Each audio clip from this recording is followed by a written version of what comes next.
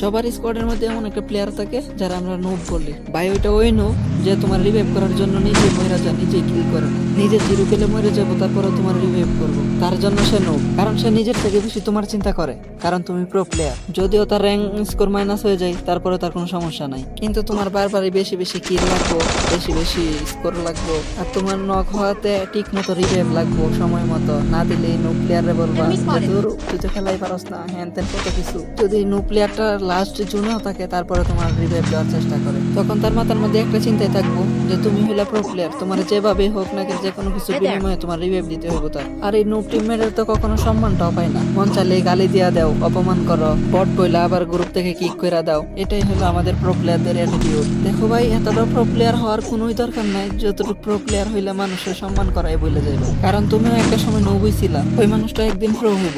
নোব হয়েছে তো কি হইছে, মনের দিক দিয়ে ভালো হইতে হইব। ওই মানুষটা যদি তোমার চারা চলে যায় না, ওই দিন তুমি সবচেয়ে বেশি মিস করবা তারে।